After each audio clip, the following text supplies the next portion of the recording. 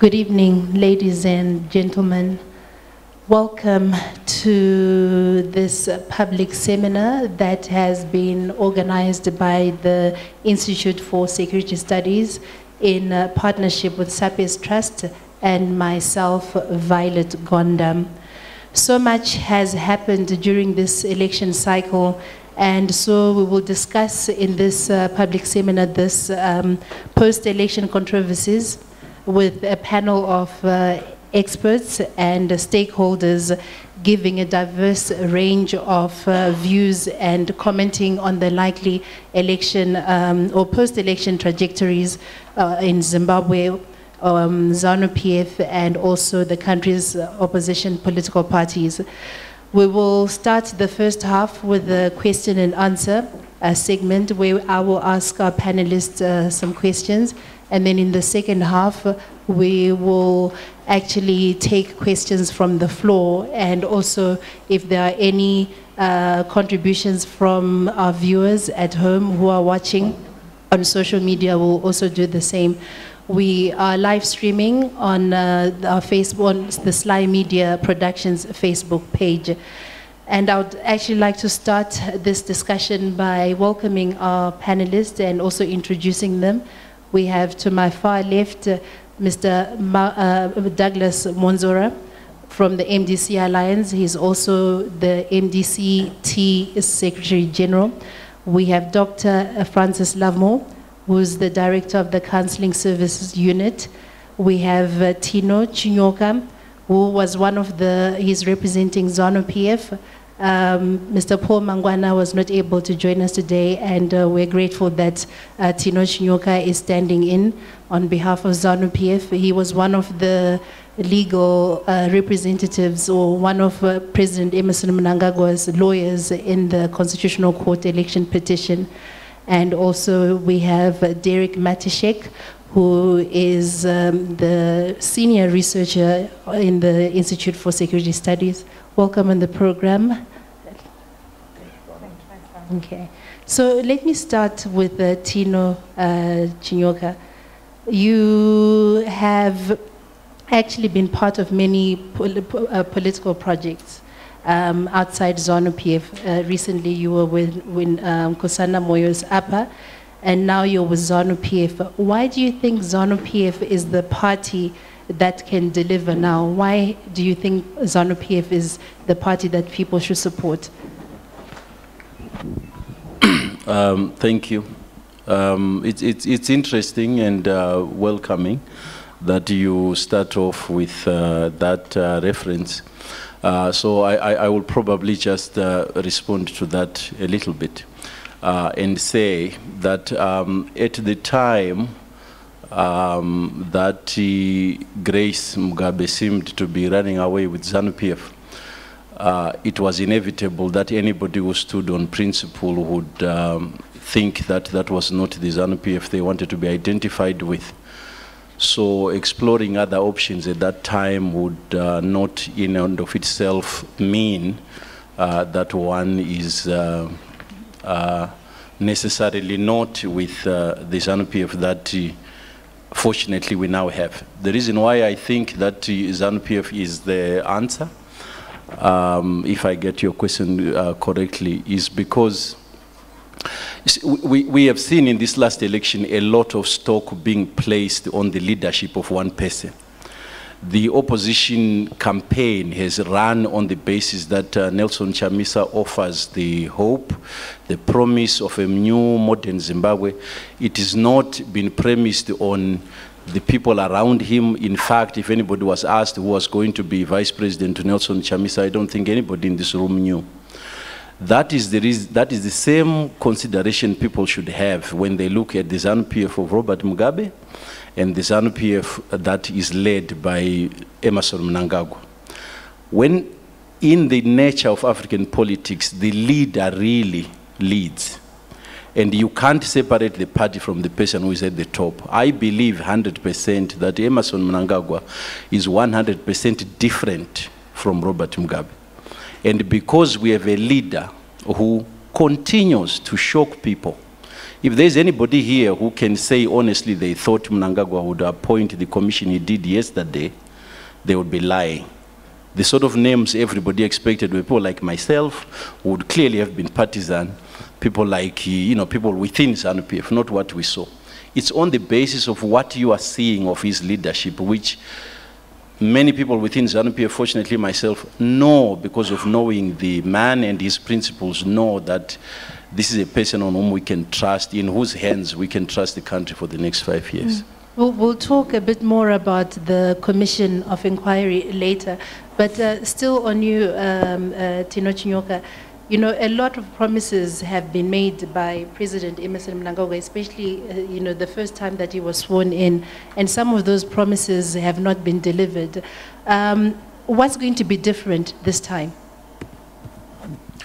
Well, without specifics of, you know, a lot of promises were made and they've not delivered, it's very difficult to answer. But the first major difference is this. When the president came in November, there was only really a 9-month window between his coming in and elections.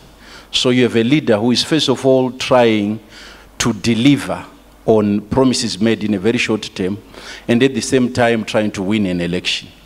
But I would say that he actually delivered on many of the promises he made.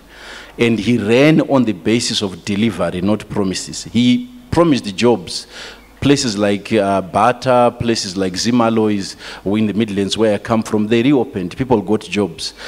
He promised investment. He went around trying to get investment. We got promises of that coming in. What will we see that is different? First of all, there's a 5-year mandate. There's more time within which he can do things. Secondly, there's an opportunity to have with him a new team, a team that will work to deliver on his agenda. There's very little that a caretaker president who is finishing another president's term using another president's team and another president's people and another president's vision can do. It's on the basis of the manifesto on which he ran now that we should judge him. And I believe that in 5 years' time, the report card that comes will say that he has achieved on most, if not all, of the promises that were made. Okay, thank you. And Mr. Mwonzora, can you give us an update on the status of the presidential challenge, and also even for the MPs, the members of parliament? Understand that the MDC is also challenging some of those cases in the court. What can you tell us about that? Yes, let me start with the members of parliament challenges. There are 21 challenges that have been filed by the MDC on various grounds challenging the parliamentary election. But we have about 4 that we have challenged, that were filed by ZANU-PF. So all in all, we are dealing with about 25 election challenges. One has been completed, and this is Chegut West, where at the command center, the constituency command center, our candidate won. But when the results were announced at the ZEC command center at Sheraton, the results were switched. We brought this to the attention of the Zimbabwe Election Commission, who acknowledged the error. But they then said that they had already declared and they could not undeclare the person that they had declared. And that we should go to the Constitutional Court, to the Electoral Court. We have taken this matter to the Electoral Court. To our surprise, even the Zimbabwe Election Commission contested in the Electoral Court. We are awaiting judgment. The other matters are awaiting set down. We have an interesting challenge by ZANU-PF in Chipinge East.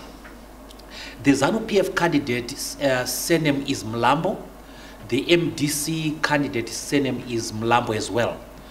And the ZANU-PF candidate's gravamen with ZEC, it's a grievance with ZEC, is that ZEC refused the use of his nickname on the ballot paper. He said the nickname is the one that he was known, well known by, and he wants the Zimbabwe Election Commission, he wanted them to put his nickname. That again is coming. So we think that the election petitions will be completed in the next month.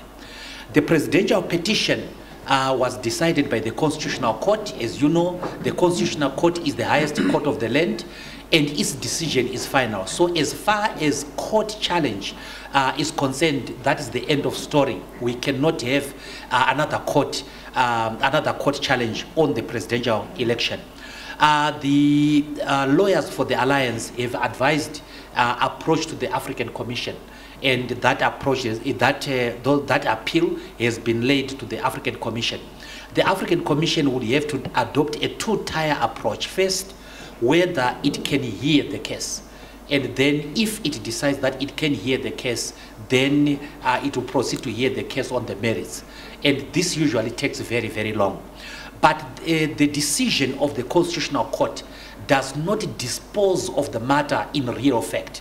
It disposes of the legal challenge. It does not dispose of the endemic problem in the Zimbabwean society. We have a society divided basically into two. We have presidential candidates who scored almost 50-50. So we have a divided body politic, and no court judgment can resolve that.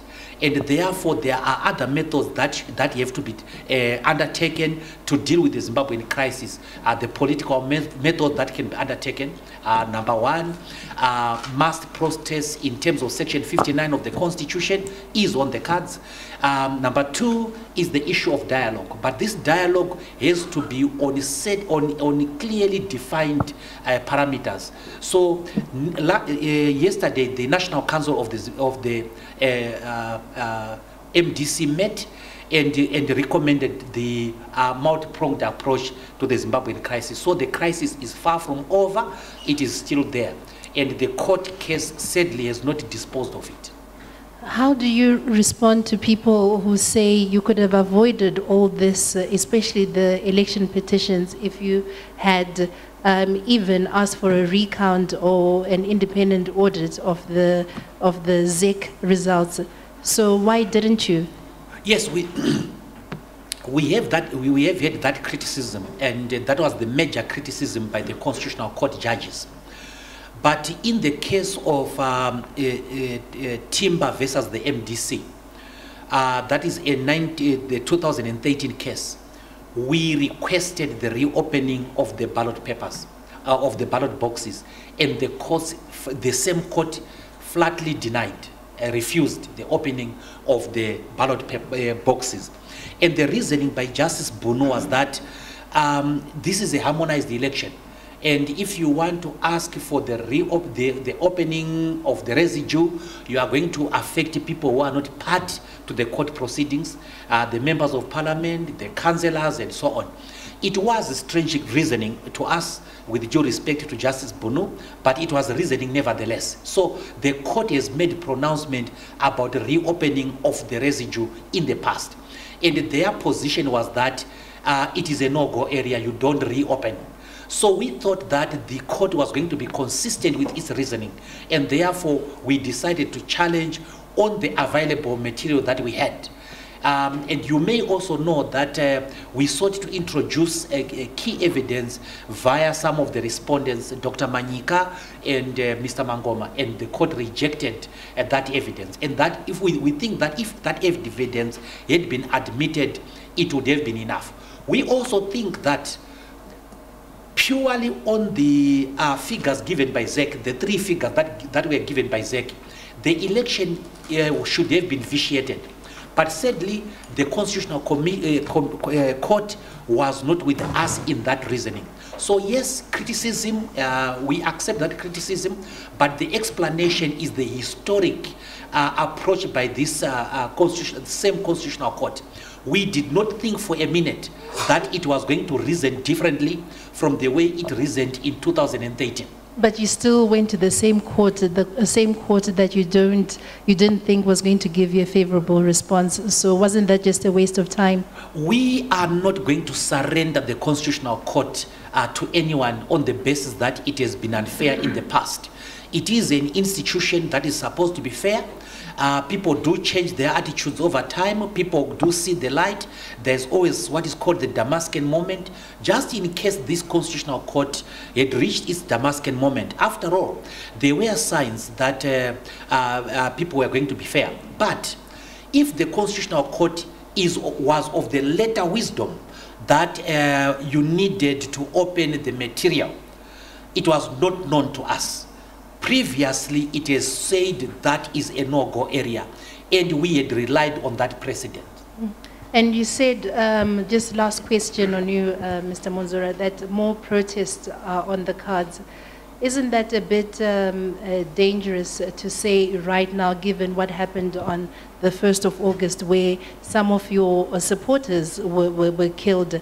And how do you respond to people who then say, is it not time for some more thoughtful and considered plan to emerge from the MDC rather than the continued activism and reaction that we get, after, to the ruling party? How can you respond to this? In 2013, over 95% of the people who voted in the referendum voted for the Constitution. And one of the attractions of this new Constitution is the Bill of Rights. And I can say almost with certainty that the Constitution that we have provides one of the most comprehensive Bill of Rights on the African continent. And to surrender any one of those rights is to retrogress. One of the rights that are in the Constitution is the right to peacefully demonstrate and present petition. The fact that the state has reacted unreasonably, reacted harshly, is no good reason to surrender that right. We are demonstrating in the context of the Constitution. It is a lawful option. So we are exercising our rights in terms of the law. The fact that we have a regime that is bloodthirsty, we have a regime that overreacts is neither here nor there. So we are going to embark on peaceful demonstrations. Yes, we will, of course, look at other methods of making the demonstrations more effective. The cowardly acts by the army, and if you go to the pictures of that soldier, I think he wanted to impress a girlfriend or something. The way he was shooting indiscriminately into the crowd, the pause and everything, so sadistic, so evil. So if we are to succumb to that, it is tantamount to succumbing, it is akin to succumbing to terrorism. That is why countries like the United States, Britain, have a standing policy that they do not negotiate with the terrorists. So we are not going to surrender to terrorism. We are not going to surrender to these terrorists. Dr. Francis Lovemore, what can you say about the current situation in the country, especially coming from an organization that assists victims of violence? Thank you, Violet. I think the issues of concern for us are, the continued use of intimidation and threats of violence against the political opposition, and I mean the broad political opposition, and the lack of a response mechanism that is publicly visible to Zimbabweans that this is being controlled. So there's fear in the country. There's fear about what is going to happen. There's fear about how quickly this will stabilize. And I think there is also a fear that currently, as things stand, the state looks very similar to previous state arrangements. So I think until the cabinet is announced and we're able to see some real change, I think we'll continue to see anxiety. I think one of the key things that we would like to say as people working with people who are threatened and intimidated is that the role of the commissions is going to be critical in the next 5 years. I think that the role of the commissions to enable national dialogue to happen around what has happened in this country is going to be a key factor. And I think that the newly elected president, who I think it's very important to keep stating that he was only 0.6% ahead of a one-on-one presidential result. If you look at the results, he's only got a 0.6 majority of support. That he needs to look very carefully at how he deals or works with the other 50% of Zimbabweans. What kind of dialogue he allows to happen and how he allows national healing to take place. Because there is a deep distrust of the current government. But, you know, there also seems to be a deep distrust lately of, you know, some civil society organizations, including your organization, the Counseling Service Unit, and recently, you were one of the organizations that was accused of falsifying reports, and I'm sure Chinyoka will probably respond on the issue of violence. Zanu PF denies that there is violence in the country right now, that this is what has been one of the most peaceful elections that Zimbabwe has had. So what can you say about this? What's your response to this? So our response to the issue of violence is that as Counselling Services Unit, we only ever report on clients that we have physically spoken to, examined, and written medical reports on. So we're willing to stand by our reports at any stage, and we're willing to discuss with the government the reports that we have. So there is no, we're not hiding information, we're not falsifying information, and we work very closely with both the National Peace and Reconciliation Commission and the Zimbabwe Human Rights Commission on these very issues.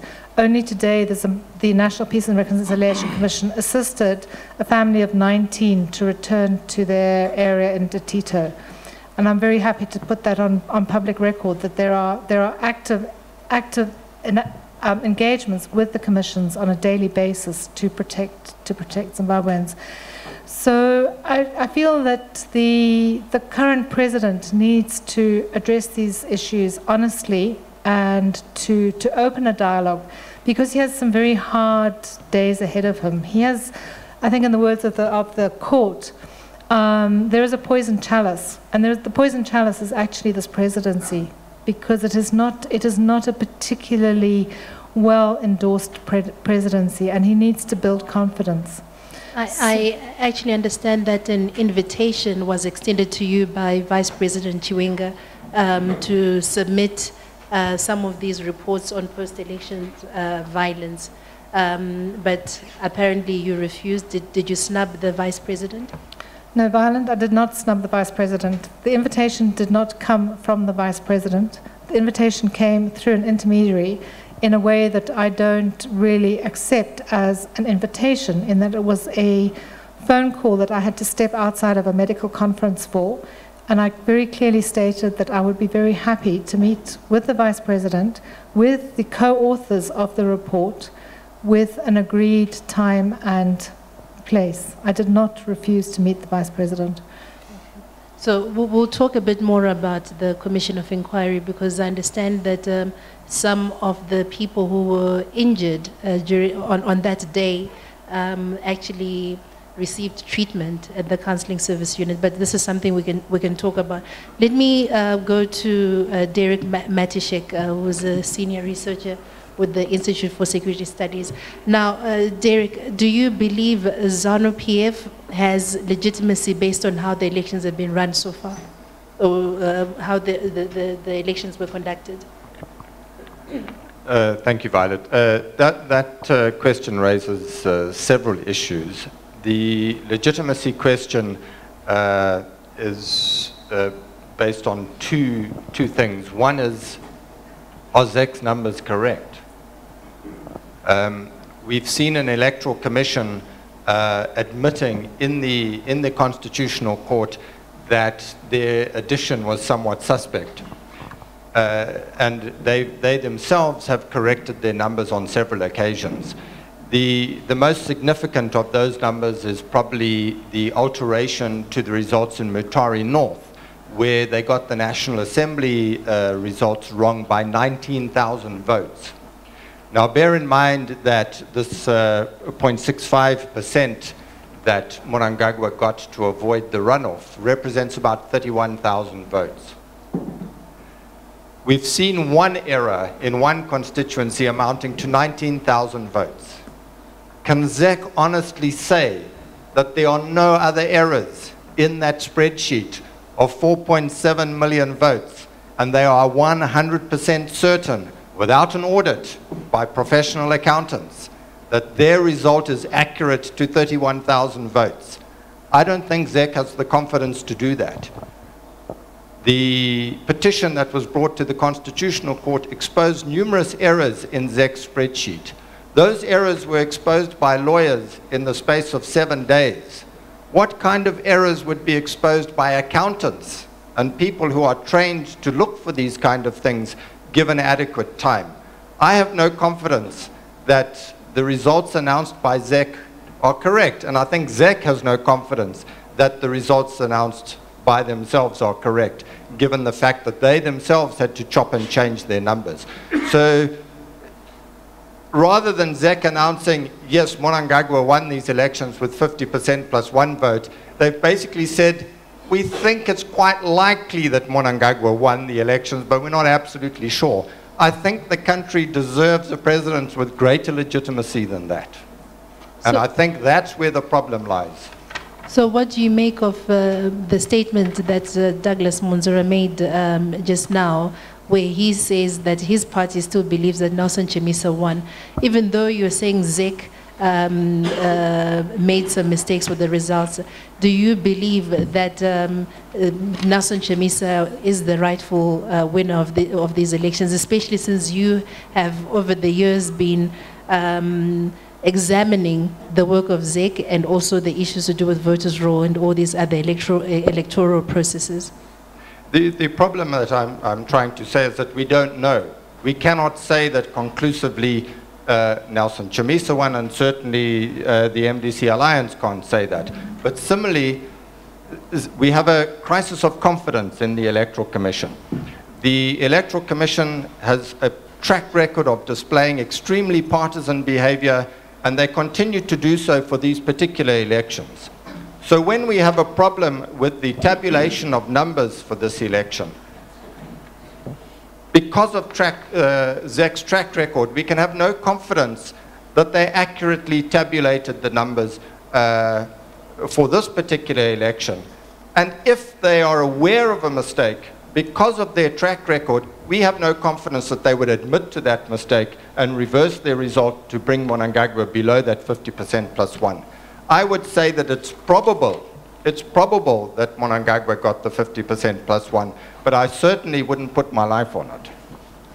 Chinyoka, what do you have to say with all the issues that have been raised here, especially the descriptions that, Zanu PF is a regime? I quote Douglas Mwonzora, said this is a regime that is bloodthirsty, sadistic and evil. And also the issue that was raised by Dr. Francis Lovemore talking about that violence did continue during these elections. So what can you say about the Zanu PF record? Well, I hope you have enough time. First of all, I think that we should understand, when people speak and they have the colloquial expression is you have a dog in the fight, yeah? If you have a dog in the fight, you are likely to say things that, to use another colloquialism, that have a dog whistle sound. You want some people to hear what you are saying. Mr. Mwonzora has a dog in this fight. It is quite clear that at the end of this whole process, after Chamisa has wasted everybody's time in order to consolidate his position as leader of the MDC, there is going to be a leadership question in the MDC. There is a militant wing in the MDC that wants to hear their future leaders saying certain things. So Mr. Mwonzora will speak in a way that, in a dog whistle way, will be heard by those people, and they will think that, okay, I can live with this guy. He won't sell us under the bus. So it's necessary to understand certain language coming from people who we should all respect. This man wrote the Constitution. He certainly knows the definition of a terrorist.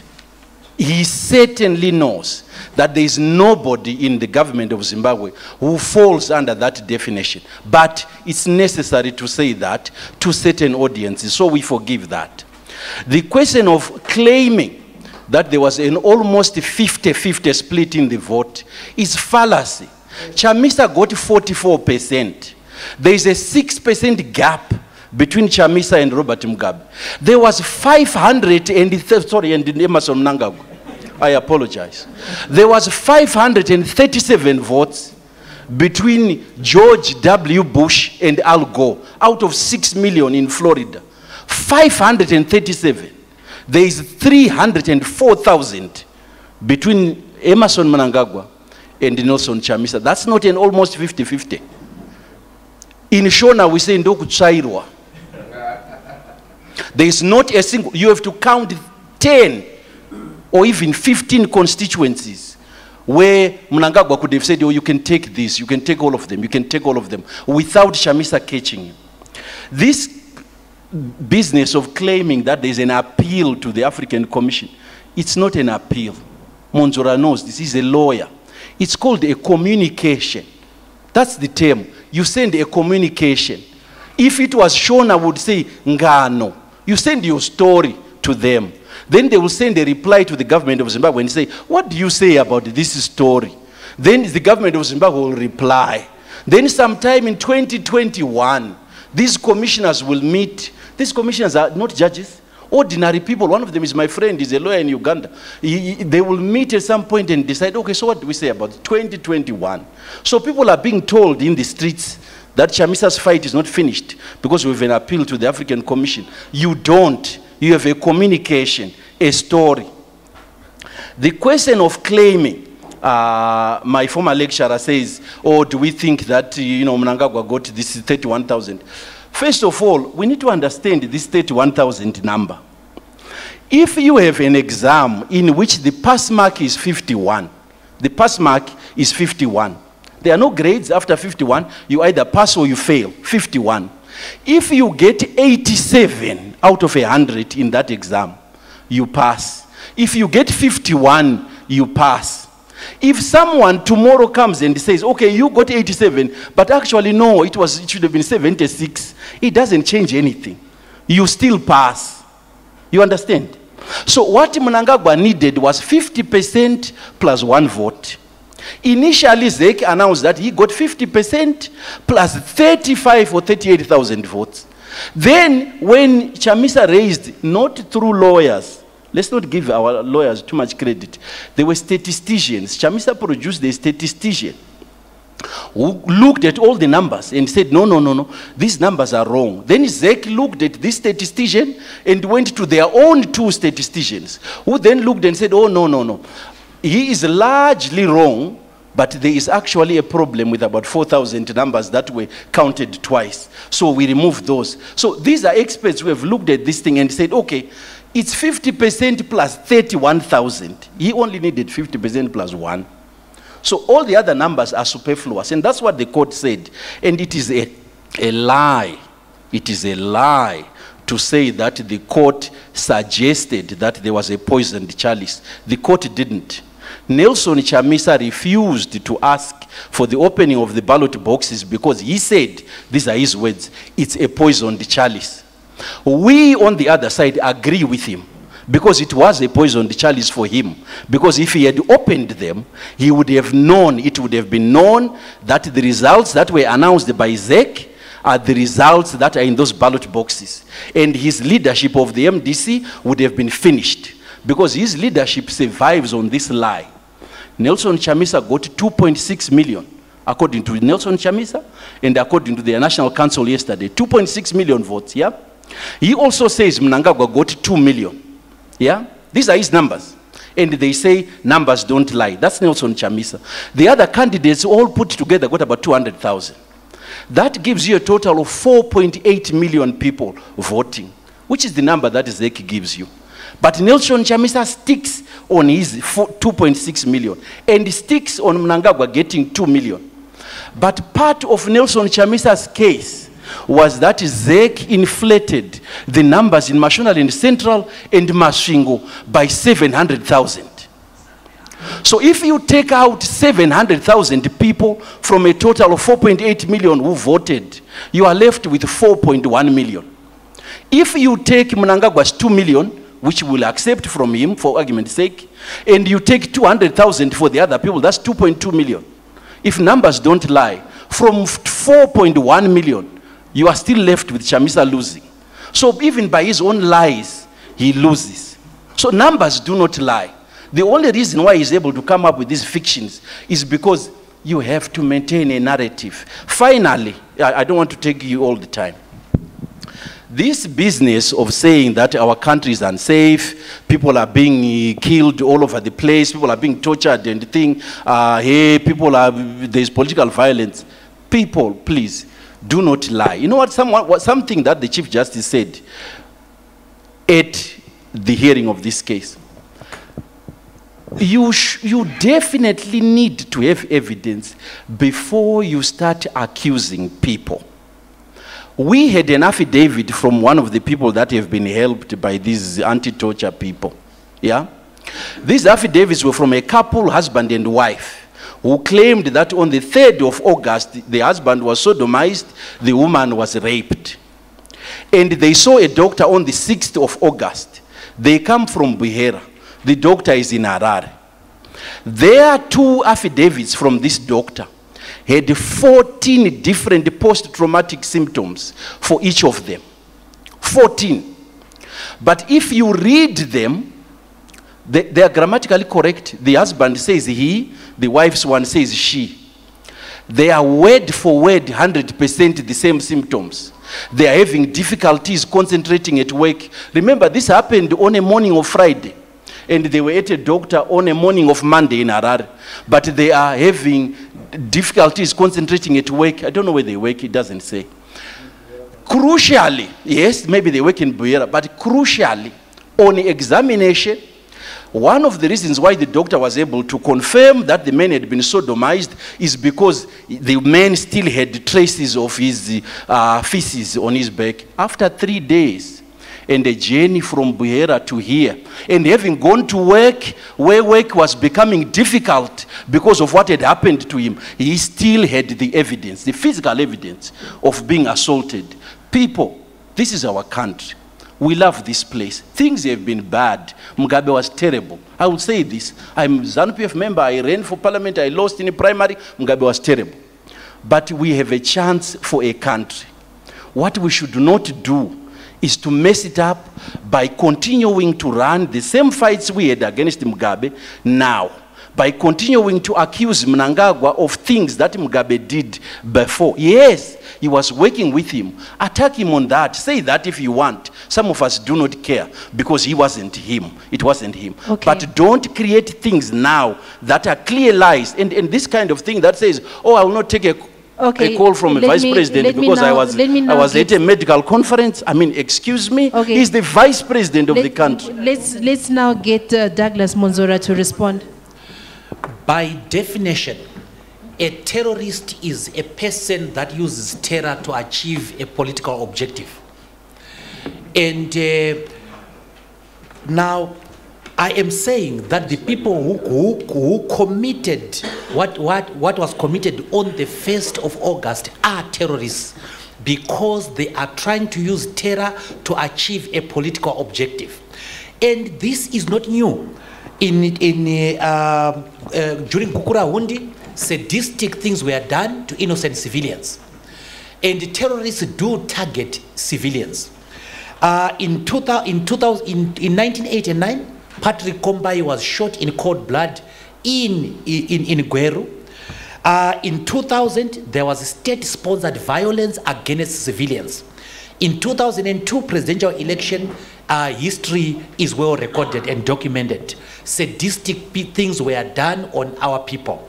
In 2008, over 300 innocent members of the MDC were murdered in cold blood. Their tongues were slashed. We now had this new phenomenon of long sleeve and short sleeve in Mutoko, in Marsh East areas, and so on. This is well documented. That is targeting civilian population in order to induce fear, in order to induce terror. A person who does that by definition is a terrorist. And now let's go to this shooting. These soldiers were wearing masks. The person who shot was wearing a mask. Most of the soldiers who were shooting were wearing masks. If a soldier is really on duty doing lawful things, why should they hide themselves? And we had this person shooting discriminately into the crowd. And I can never forget, and I'm sure Zimbabweans who have conscience or even a bit of conscience can never forget that bullet that went through that bra, through the back. And that woman definitely was not part of the demonstrations. That is cowardly, shooting at people who were not shooting back. That was the use of excessive force, no rubber bullets used, no tear gas even. And people machine gunning people, because that AK rifle is semi-automatic. He put it on automatic. He made that pose, maybe for a photo, maybe to impress somebody. Absolutely no conscience. A person who does that is by definition a terrorist. Soldiers who go into the bars in Kwadzana, in Chitungwiza, and begin beating up people are terrorists. And what the state did say was that they were rogue soldiers. How can rogue soldiers be civilian? And if indeed they were rogue soldiers, indeed if it was not state-sponsored, why did the real army not fight against them? Why did they not track them? This is a massive cover-up. And now Mr. Chinyoka talks about people, the medical affidavit being not believable. Well, I find it very believable. The man preserved the evidence and the doctor found evidence. And that evidence suggests sodomy. And what Mr. Chinyoka is not saying is what was contained in the feces. There was the manhood of the sodomizers. And this is the modus operandi of Zanu PF sadists. And the people who do that to other human beings are terrorists. So by definition, there is no other description of people who do that. They want to do that in order to stymie the demonstrations. They don't want Zimbabweans to demonstrate anymore. Actually, what they are saying is, in their circles, that they saved lives by sacrificing the Sikhs. And those Sikhs, as we all know, the evidence is that they were not fighting back. And this commission of inquiry is a big cover-up. And it is made of a Zimbabwean contingent that is very, very interested, that is very opinionated on the case. Love Momadugu commended and blamed the MDC alliance on the violence. Mrs. Manyeruke, Professor Manyeruke, was actively campaigning for Emerson Mnangagwa, and she features in one of the advertisements. And these are the people who are made the commissioners in this commission of inquiry. It is a big cover-up, and it is meant simply to hoodwink the international and the national community. Mr. Mwonzora, we'll come to the issue of the commission of inquiry just now, but what about the other point that Mr. Chinyoka raised about the MDC playing to the gallery, and he made a comment about you taking the case to the African court, and he was saying nothing is going to come out of that, especially since the decision will probably come out in 2021, near the time that we have the next election. So what's the point? Yeah, let me go to commenting and my comments being played to the gallery. I will say this, whether the gallery is there or not. What that person did is abominable. What that soldier did is abominable. No, I'm talking about the African court. Of the MDC by saying that. I have won on several occasions internal elections in the MDC without making this comment. And therefore, this comment cannot be taken as a campaign. We abhor abuse of human rights. And I was an active member in the drafting of the Bill of Rights. It pains me as a human being to see people being shot through the back by soldiers who are armed, and these people are unarmed. Now, is the African Commission, the court, is it a court or not? A court, by definition, is a panel that hears evidence or hears a case and makes a decision. And that decision has the force of law. Is this African institution, African Commission institution, a court? Yes, it is a court. It is a tribunal. It hears evidence. It hears evidence of whether the African Charter, the rights on the African Charter have been breached or not. So it is a court. Now, I do not know where Mr. Chinyoka is getting the 2021 from. But the disputes there can be expedited, and the lawyers are going to expedite that. Ladies and gentlemen, Zimbabwe is a member of the African Union. And by being a member of the African Union, by being a member of a world body or a continental or regional body, a country surrenders part of its sovereignty. And therefore, it has to play by the rules of the club. And the rules of the club is that you do not harass your own people, you do not breach your own laws, you do not breach the universal principles which bind the African people. Let me come to Dr. Lovemore on the issue of fake reports. Doesn't seem to be going away, this issue. What can you say based on what Tina Chinyoka said about the reports, you know, the victims and all this? He was saying most of it has been fabricated. What can you say about this? And also, if you can tell the audience, you know, the issue of the victims who were treated at the counseling service unit on the 1st of August. I will have to defer to my learned legal colleagues, but the cases that we have put before the courts, which include these two people who have made allegations of rape, the judgment needs to come out of the courts. I don't think it is fair to discuss these people who came forward to seek medical treatment to discuss this in this forum. So, Derek, I'd just like to ask you about the legal issues. Okay, Derek, can you comment? And also maybe it's better if you were to tell us do we need a commission of inquiry? Because some people will say that the police, the people who shot these people are known, so all that's needed is for the police to investigate. So what can you say about that? Thanks, Violet. Several issues there. If the legal claim has been filed, then you have a matter which is sub judice, and we shouldn't actually be discussing it on this platform. But before I go to the issue of the Commission of Inquiry, I just want to respond a little bit to this issue of what enables the MDC Alliance and Chamisa to make this claim of 2.6 million votes and to rally their supporters around this claim that they've won the election, and MDC Alliance in fact got, I think, 2.6 million votes as the allegation against 2.1 million for Emerson Mnangagwa. The real reason why MDC Alliance can make this claim is because of the jurisprudence of our courts and the judgments of the Chief Justice Malaba. My fellow legal colleagues here will agree with me when I say when we criticize judgments that come out of the court, we're not allowed to call them silly, stupid, fatuous, ridiculous, etc. So I will just have to content myself with finding different adjectives to describe our Chief Justice's judgment in the constitutional petition, and I'll rely on, let's say, ill-conceived or misconstrued jurisprudence of our Chief Justice. Let's go back to the petition filed by Morgan Shangarai in 2013.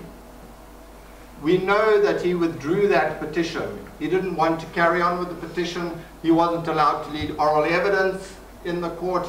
And when he tried to give documentary evidence, that was blocked as well. He sought to withdraw the petition.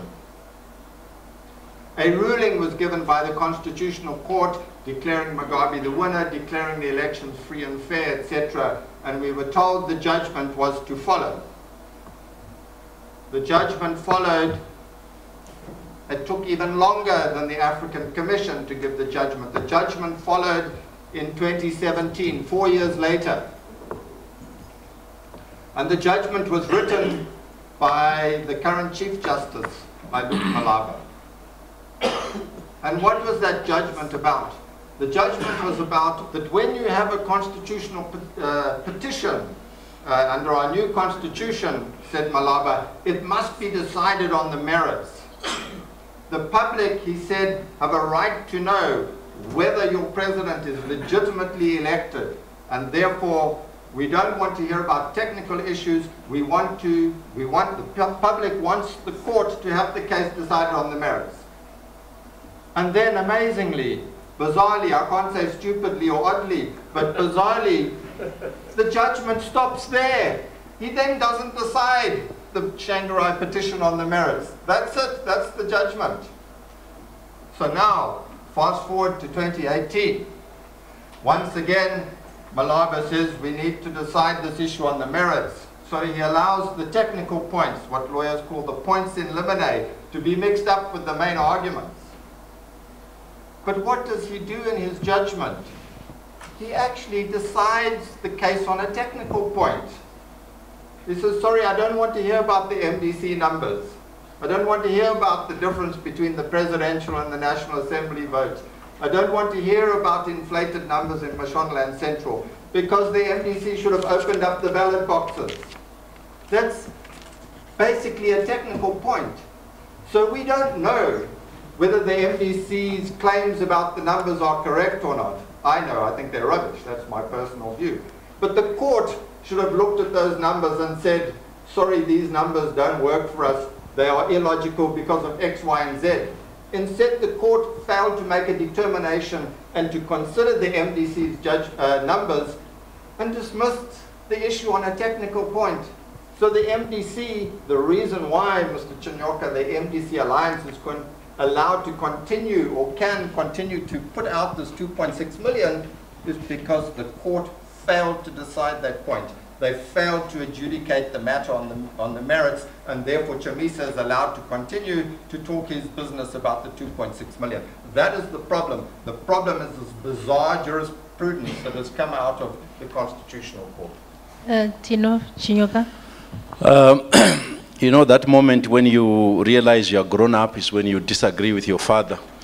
I guess the moment that you realize you are a real lawyer is when you disagree with your law lecturer. The court did not decide this case on a technical point. Chamisa brought a case based, as he said, on a 30-something page affidavit. On page 13, he says, I will now start to talk about my challenge, which is narrow. He says this in his papers. It is narrow, it's based on mathematical violations. And on the basis of those mathematical violations, he offered an expert report which analyzed the mathematical violations. The expert report was written by a Kenyan professor of statistics whose dissertation for his PhD was on the migration habits of fish, who has written papers on sugarcane. He has written papers on trailer traffic on highways. He has written papers on migration habits of birds, but he has written nothing about elections. This person looked at things like a farm, a resettled farm in Mwonzora constituency, Haritatos MP, where Chamisa only got 31 votes.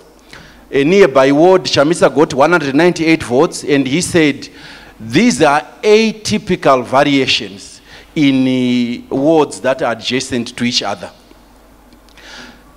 And on the basis of that, he says, well, this means that Chamisa's numbers have been depressed. How can he get 31 at a farm that has been resettled? I mean, you know, you need to be a Zimbabwean to understand, but I guess. But anyway, so the court didn't decide that fact on a technical. The court said, surely if you were going to challenge these numbers, you don't hire a Kenyan professor on migration habits of birds and fish and sugarcane. You ask to open the actual ballot boxes. You look at them, you read them, and then you find out what are they saying. And here's one thing that we all as Zimbabweans must think about. When Chamisa started his claim that he has won this election, he was holding at a press conference a sheaf of V11s. He also asked the civil society organizations to get V11s. And they got many of them. If they actually looked at those V11s and compared them with the ZEC results, I will bet my last dollar that if they had found discrepancies on the V11s they got and the numbers from ZEC, those V11s would have made their way to the petition in court. They didn't. There is a reason why a person does not produce, a lawyer does not produce documents in court. It is because they don't prove your client's case. Having found out that the V11s did not support him, what Chamisa decided was to do a political case, turn it into a legal case, and hope that by so doing there is enough yeast to make it rise enough to the level of a constitutional petition out of which he can win a presidency. The way you see that there was never a plan to win this petition legally is how it was framed. First order that he wanted, a declaration that the election was not free or fair. Second sentence, make me president. How do you do that? If it was not free or fair, how does the court make you president? Okay. Let me, before Derek Matshe comes in to talk about the second question that I'd asked you about the commission, I just want, yeah, but before you do, I want Douglas Mwonzora to respond to that, and then you'll come in. Yeah, with due respect, Mr. Chinyoka is mistaken on quite a number of things. The first one is whether the Kenyan expert is qualified to give the kind of evidence that he gave. And Mr. Chinyoka premises his argument first by making an admission that this person is a statistician. And then he goes on to say, but he's a statistician who has not written articles or dissertations on elections. He forgets that Zanu PF then did hire statisticians as well. Douglas Hoto is a very good friend of mine. He was in Goromonza High School when I was there, a very, very good mathematician, and he's an actuary. He has never done anything on elections, Mr. Hoto, but he was taken by Zanu PF to be the counter person to the evidence of Dr. Otuma. He has not written anything on elections. Dr. Fred Mpambire teaches in the MBA and teaches statistics. He has not taught anything on elections. He has not written anything on elections. But what qualifies these people is that they are statisticians and are able to give opinion. I have written, I am a lawyer, but I have written an article. It was published into a little booklet in Amsterdam, and it is called The Problems of Our Civilization, an African Perspective. It talks about philosophy, which is an area I never studied. So people of different disciplines can write about other disciplines as well without losing their expertise. So coming to the issue of elections, there is jurisprudence that election petitions are not decided on numbers only. They are decided on numbers, or they are decided by the environment. If the court finds that the elections were not free and fair, as the first hurdle, the matter must end there, and the election must be vitiated. That is what happened in Kenya. That is the jurisprudence in South Africa and other countries. And then coming to the issue of figures, again, you can decide on figures. So if you are able to prove that it was not free and fair, then it must end there. We were able to prove that the coverage that the state broadcaster gave to Chamisa and to Mnangagwa was skewed. The court was not interested in that. We were able to prove that General Chiwenga told the electorate that the Operation Restore Legacy was not over until Zanu PF won. And that was not considered by the Constitutional Court. That Josiah Ungwe told everybody who cared to listen that ED will shoot his way to State House. Again, the Constitutional Court was not interested in that. Those are things that are not figures, but they do vitiate an election, and the jurisprudence is there. The fact that the Constitutional Court did not find favor in that argument does not make the argument wrong. Okay, Derek. Yeah, as I say, the Constitutional Court did not consider the arguments around the figures, and I think they ought to have done so. They made a finding saying they relied on a technical aspect of the law of evidence, saying that the MDC Alliance should have brought the best available evidence to court, and they did not do so. That is the basis, the fundamental basis for the decision. They then based that aspect of not bringing the best available evidence to court by saying the best available evidence was inside the ballot boxes, and the MDC should have opened the ballot boxes to bring that best available evidence to court. With respect to the learned judges on that bench, that argument is simply bizarre. I think that's the strongest term I'm allowed to use. I would like to use other terms, but I'll stick with bizarre for this one. Let's go back again to 2008. When ZEC discovered that Mugabe had lost the 2008 elections, they did not know what to do. So they sat on the election results for 5 weeks while they worked out what to do. The excuse they gave for sitting on those election results was that they needed to do a recount of the votes. They did a recount and they checked the V11s from 1,600 ballot boxes. In the case in question in 2018, we have 33,000 ballot boxes. But in order to delay the election result in 2008, they said they wanted to do a recount of 1,600 ballot boxes. How long did that take? It took 5 weeks. 5 weeks to do 1,600 ballot boxes. The court is suggesting that MDC Alliance should have opened 33,000 ballot boxes, discovered what their case was in those 33,000 ballot boxes, prepared their applications to court to open those ballot boxes, prepared their case for the Constitutional Court, filed all their papers and done that in 7 days. I'm using the word bizarre to describe that judgment. Perhaps you can find another word. But Derek, you said in passing that you personally think that the MDC results or figures are rubbish. Why do you say that? Well, I don't think the MDC Alliance was honest in the way they presented the numbers to the court, and you have to be extremely credulous to believe some of the arguments that were put forward by the MDC Alliance in the Constitutional Court. For example, let's have a look at the arguments around the Mashonaland Central thing. That's based on an announcement by ZBC that as at 5:30 about 100,000 people had voted. Then when the final figures came up, it was something like 440,000 people had voted, and the Alliance argument then says, well, it's impossible for 300,000 people to have voted in the 1.5 hours left. Therefore, those people didn't vote, therefore ZEC numbers are a lie, and therefore Chamisa won the election.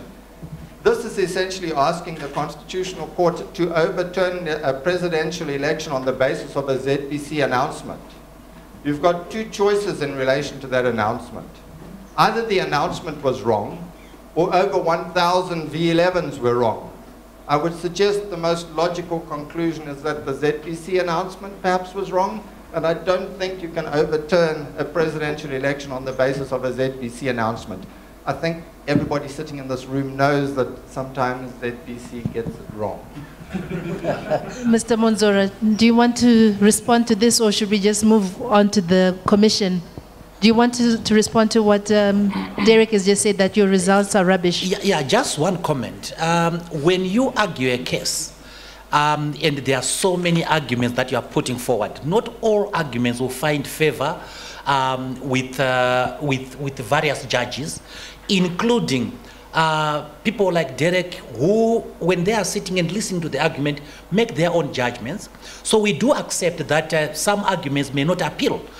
Some arguments that were made may not have appealed, but the basic argument was that the figure with which President Mnangagwa won the election was unknown.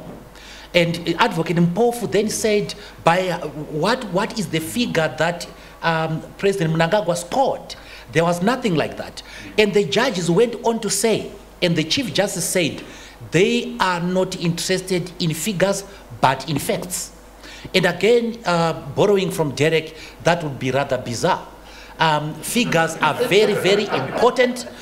Figures are very, very important. So there was absence of figures on the part of ZEC, absence of figures, okay, on the part of the MDC allies, because we did not talk about the 2.6 million. There was also absence of a figure by the court. The court did not say, we find as a matter of fact that President Mnangagwa had 2.1 million votes. It doesn't say so. It simply says he was declared, and that declaration is enough. Tino, briefly, because yeah, we need briefly, to take, yes, thank you. questions from the floor. Thank you. This is the problem with this entire petition, the entire narrative of the MDC. They lie to themselves, then they believe those lies, and then they want to sell those lies. Emerson Dambudzo Mnangagwa got 2,460,010 votes, which is 50.067% of the vote. It's in paragraph 1.5 of Annexure Z of the documents that were submitted by ZEC to the Constitutional Court. That number is very clear. It is there. To suggest that we don't know, that the court doesn't know, is something you tell each other on your fireside while you talk about these fictitious stories about soldiers in Kwadzana, about molested people from Buhera. The problem is you then want to bring those stories to us. And finally, please, Mr. Mwonzora, you are a lawyer. There is an African Court of Human Rights, which Zimbabwe refused to ratify the statute. Then there is a commission. Do not lie to people. You are not going to the court, you are going to the commission. The commission is peopled by friends of ours, friends of mine rather, mine, and other people that I don't know. A guy called Dag Nacheu from Ethiopia, a guy called Dag, coincidentally again, from Uganda. These are not judges. It's not a court. Don't make people go on the streets claiming that you have a decision that is coming from a court. It is not. It's going to be coming from a commission, and not soon. Okay, let me go to Dr. Francis Lovemore. Let's go to this issue of the Commission of Inquiry. Yeah, and then you'll come just now. But let me just hear from Dr. Francis Lovemore. Is the President's announcement sufficient to indicate that justice will be done? And how widespread was the violence over the election period? Thank you, Violet. I think the Commission of Inquiry, I would actually prefer to defer that to Derek, because from the perspective of ourselves, we're still to understand the terms of reference and what appears to be quite a skewed focus around the Commission, because there are very clear questions about who deployed soldiers and who's going to investigate their role that they played in the violence on the 1st of August. How widespread was the violence? The 1st of August was certainly a very bad day for Harare. and the 1st of August, the night of the 1st of August, the 2nd of August, and the 3rd of August were very bad nights for people living in the high densities, where soldiers seemed to unleash their unhappiness against MDC Alliance. What's the word I want, Douglas? Your polling agents. So there was a target against that. I think the sad thing for us is that the bulk of the violence seems to be directed against people participating in political activity. And I think that's the message that concerns me the most, is that we need to depoliticize the conversation, and people need to be able to express their political will freely without fear of violence. You know, it's interesting. Yesterday, President Emmerson Mnangagwa actually held a press conference where he was talking about this setting up of the Commission of Inquiry. And I asked him why we are having a Commission of Inquiry instead of a murder investigation. And he basically said this is one of the reasons why he's setting up the Commission of Inquiry, so that they can investigate. And then I said, but it's known. There were cameras around, people were taking videos, and soldiers were seen shooting at people. So the perpetrators are known. And he basically said he encouraged the people with evidence to take it to the inquiry. So again, I ask you, because the CSU has treated some of these people. So is this something that you're going to take to this commission? Are you going to submit evidence to this commission when it starts working? We certainly will agree to work with the Commission of Inquiry, but I think one of the issues of concern for us will be the safety of the witnesses and of the victims if they're called to give evidence. Will their safety be guaranteed? Derek, Douglas Mwonzora said that the commission is a big cover-up. So again, I asked that question I'd asked earlier on, that do we really need a commission? I think your question that you posed to Mr. Mnangagwa was quite correct. My legal view is that we shouldn't be having a commission of inquiry, we should be having a murder investigation. The reason why I say this is because the new constitution in section 48 provides an absolute right to life. The constitution says that no law can be introduced which detracts from the right to life. The only law which allows or derogates from the right to life in any way at all is the death penalty. So because there's no law, there's no constitutional law, constitutionally valid law, which allows for the killing of people, no matter what the circumstances, that shooting that took place on August the 1st had to be unlawful. The situation would be different if we had laws which said in certain circumstances the security sector can use lethal force in order to do X, Y, and Z, say to apprehend a fleeing suspect, etc. We have no laws which allow the use of lethal force in any circumstances. Therefore, the use of lethal force on the streets of Harare on August the 1st was unlawful. People were killed, and they were killed intentionally. When you have the unlawful and intentional killing of a human being, that is a murder. We don't need a commission of inquiry to investigate the circumstances around which the use of lethal force took place and whether it was allowed or whether it wasn't. We know from the Constitution that the use of lethal force was unlawful. We know that people were intentionally killed. You need to have a murder investigation. The second problem I have with the Commission of Inquiry is that the terms of reference assume as fact some of the things that should have been investigated.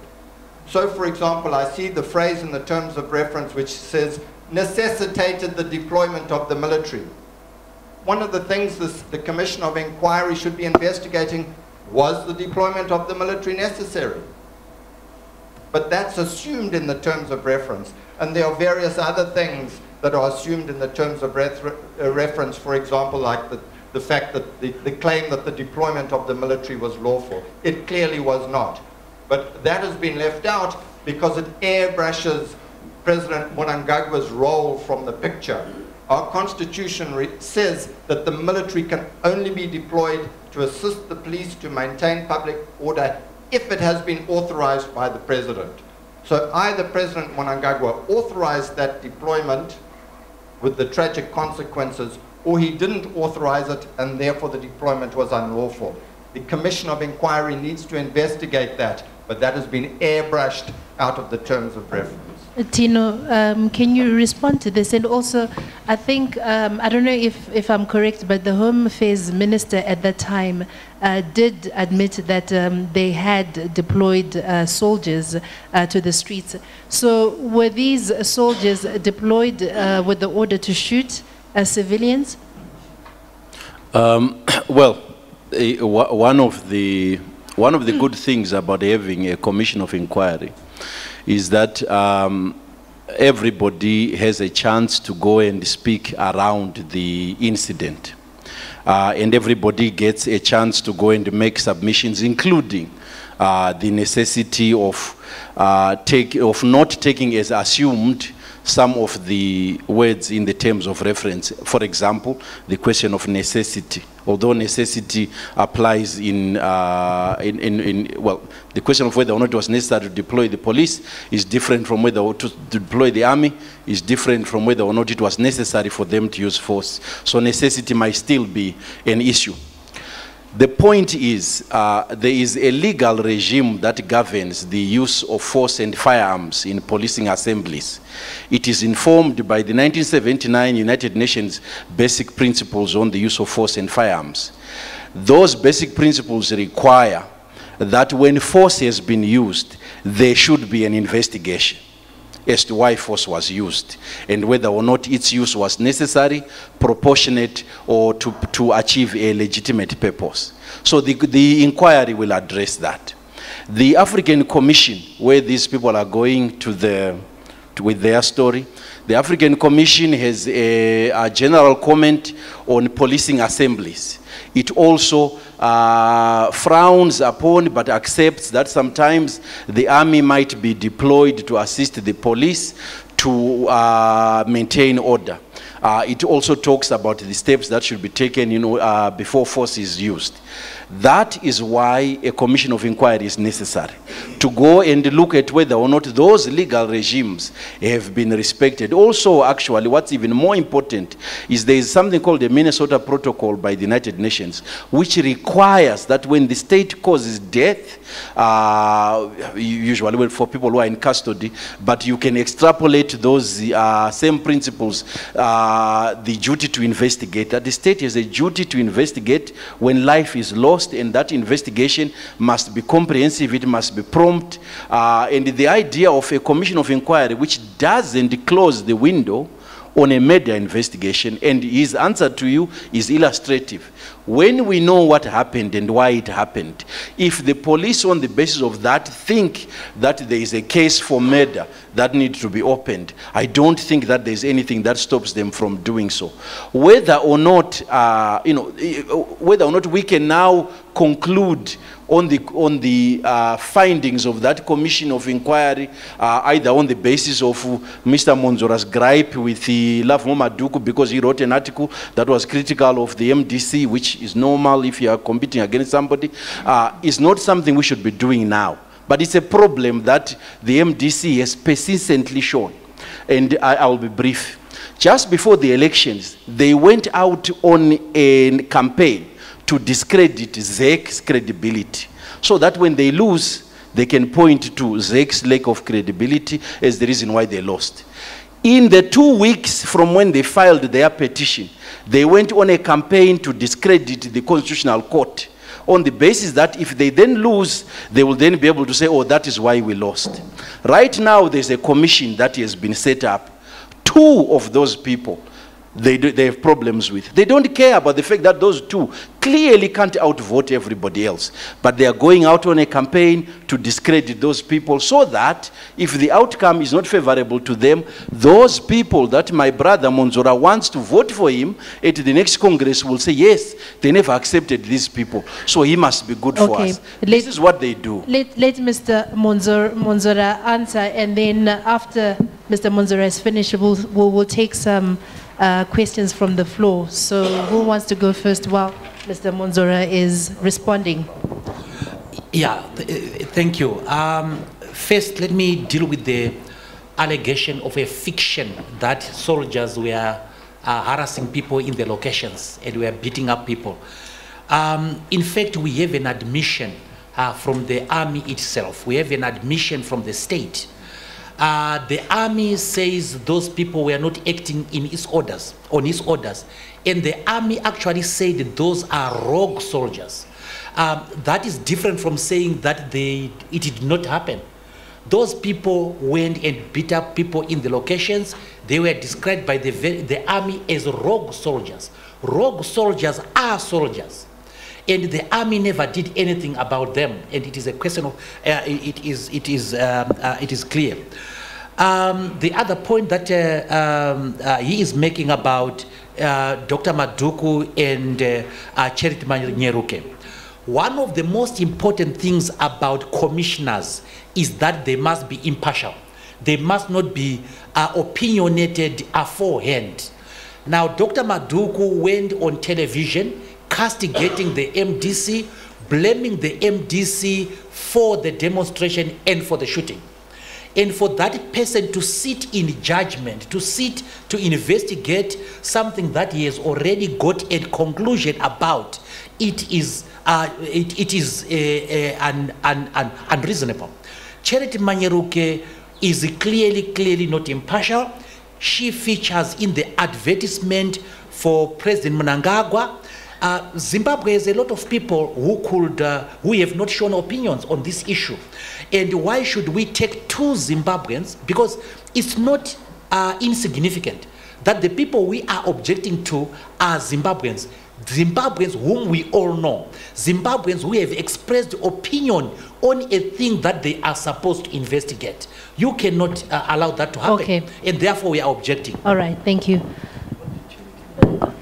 Okay, Taurejing. Can you first of all introduce yourself and make your comment or question very brief? Thank you. My name is Chingetai Guta, and I'm from the MDC Youth Assembly. My question, I will put it to the entire panel, but more emphatically on Mr. Chinyoka. You spoke about a lot of things. The subject was very broad, so I'll just ask one question on legitimacy. Allow me to give two very brief examples so that you will be able to guide us to unpack this issue of legitimacy. Sometime back during Mugabe's era, there's an incident that happened in Cholocho, which in my view was premised on usurpation of power in Zanu PF. And the supposedly person to benefit from that was Emmerson Mnangagwa. Fast forward to November 2017 last year, an almost similar incident happened, this time around more grievous and more lethal. Two things happened in November. There was a march on Robert Mugabe, and secondly, there was a military coup. Now, talking of legitimacy, I'm of the view that what happened in November is more of what we should look at more intrinsically, in depth. That, yes, all right, sorry, I'll be very brief. What happened in November was a military coup because the deployment of military personnel was not done by the commander-in-chief. That's what the Constitution says, which is more or less like what is perpetuated. Fast forward, like just recently, with some people getting killed by the military. Thank you. Okay. Thank you very much. Let me just try to be very, very quick. Can you introduce yourself, please? Of course, I was going to do that. In fact, let me stay now. My name is Tafazo Mgwali. I'm an academic. My questions, the bulk of them are directed to Dr. Francis. And is that? Oh. Yeah, we can hear you. Yeah, hear me now? Okay, the bulk of my questions are directed to Dr. Francis. Dr.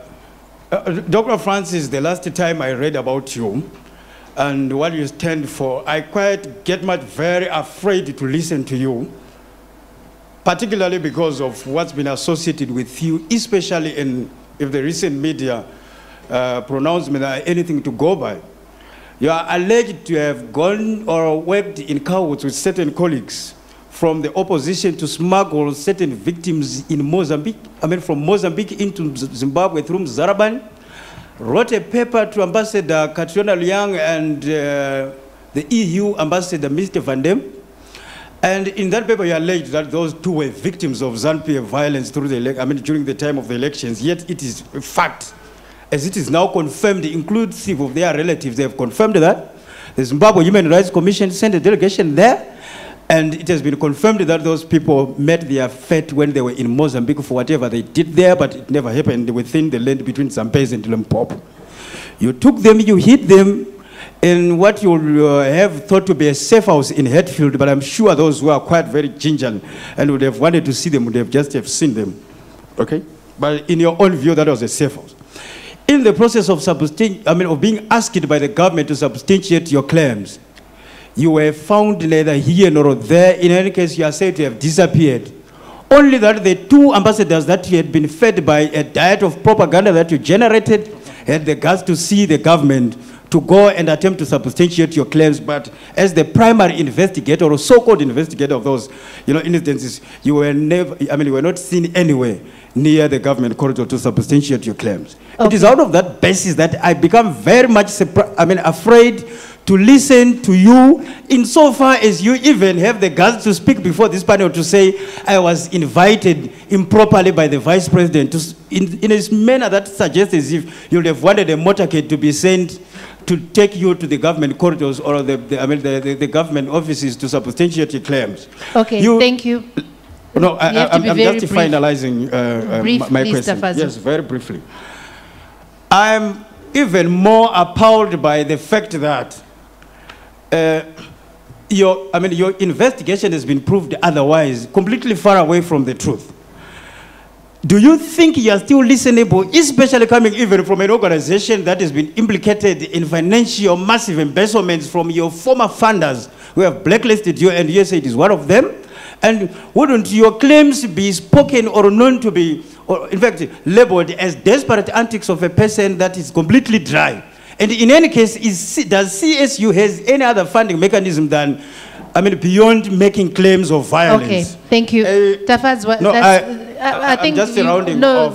There are a lot of people who also have questions. I'm just rounding You said off. Last question. No, that's enough. Can we now give Dr. Lovemore the chance to respond? I will not ask again. Aiwa. Just Okay, violence. 10 seconds. Chika, because we're not going to have an argument here. Okay. I already gave you enough time, more than anyone else, like even the gentleman who has spoken. So can you? I'm giving you 10 Mr. seconds. Derek, you talk about. You insinuate about what you call a crisis of legitimacy, and you say the country deserves a greater legitimacy. Doesn't that seem like an insult to the makers of our constitution and the republic, who in their mind agreed, and the people that voted for that constitution in 2013 agreeing that the person simply needs 50% plus one vote? If you say greater legitimacy, you are insinuating that somebody should have won with 60% or something like that. I'm sure Mr. Chinyoka has referred you to the Al Gore and George Bush issue. And in fact, the President of the Republic even referred those of that disposition to the case of Harold Wilson within the former British Prime Minister and the circumstances under which he ruled. Okay. So are you saying that it was wrong for people to vote for Nelson Chamisa because it didn't give ED too much votes that would have satisfied you? Okay, thank you. So let's start with Tino. Can you respond to the first legitimacy question? Well, the first legitimacy question is actually, it's misconceived. So when the events of October happened, now I'm quoting now from the affidavit of our client in the petition. When the events of November happened, the MDC, for which the questioner belongs, supported what happened, attended the ED's inauguration, and made overtures to be included in some kind of government of national unity. It is only when that was refused that they then turned back and started calling ED's government a junta and unlawful. So it is very important that we as Zimbabweans, if we all collectively agreed that what we did on the 18th of November was the best way to get rid of a tyrant, let's not change stories just because we ended up not getting what we thought we would get. As regards this Cholocho thing, I am very worried that people who have tried to foist an unelected person as president of our country, a person who effectively staged a coup, tried to burn Mwonzora here and Dr. Kupe in a house in Buhera in order to take power, then tried to throw this unelected person over all of us, would want to turn around and say, oh, by the way, in 2005 in Cholocho, ED tried this and that. This is dishonest. ED Mnangagwa on the 30th of July ran for president.